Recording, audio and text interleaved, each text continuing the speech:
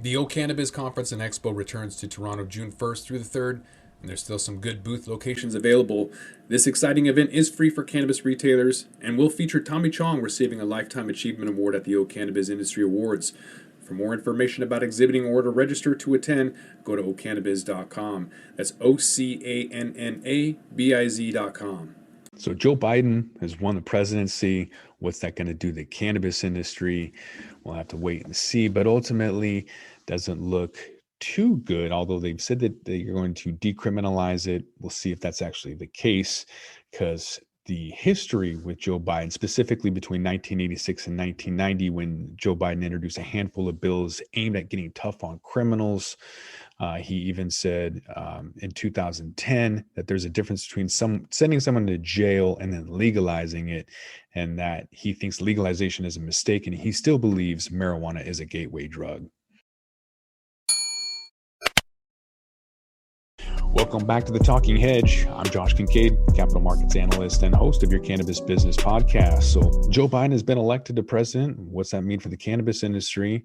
Well, Biden's stance on cannabis has evolved considerably since the late 80s and even since his comments in 2010, with the understanding that the American public wants to see restrictions ease on cannabis.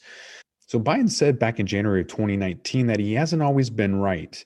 I know we haven't always gotten things right regarding incarcerations for marijuana offenses, but I've always tried. So furthermore, in 2019, while speaking with prospective voters in New Hampshire, looks like Biden doesn't believe that anyone should be in jail for simply smoking or possessing cannabis, and he supports decriminalizing it and automatically expunging records.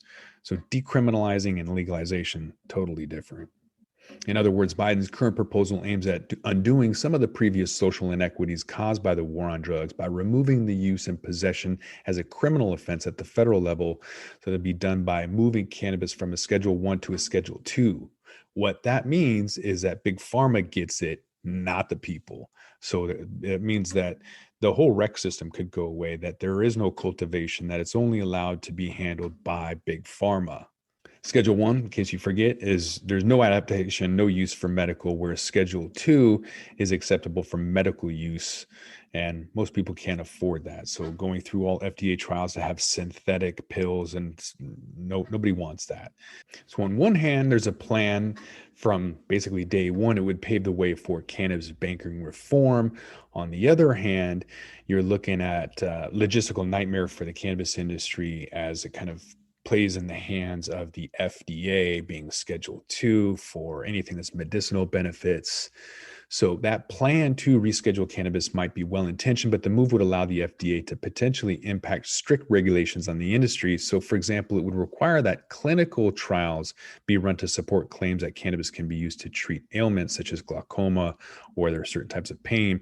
And the FDA would also be responsible for overseeing the manufacturing, packaging, distribution, likely imposing strict requirements on producers in regards to THC levels.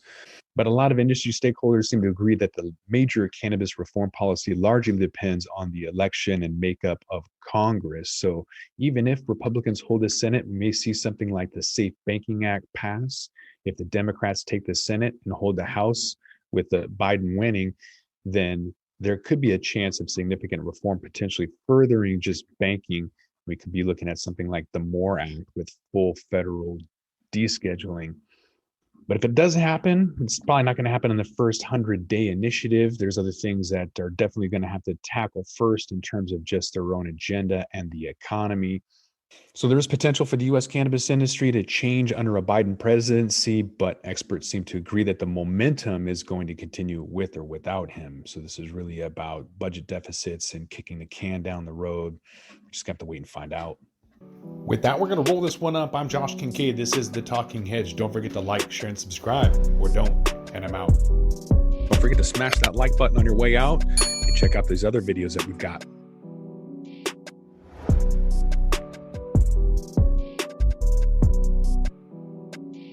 Hi, y'all. I'm Jo, host of Casually Baked, the podcast.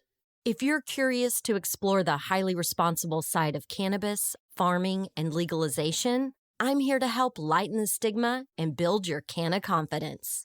Download episodes now of Casually Baked the podcast wherever you listen to podcasts. And journey with me through the evolving cannabis culture and discover how and why people like you are adding cannabis to their wellness toolkit. It's time to get casually baked.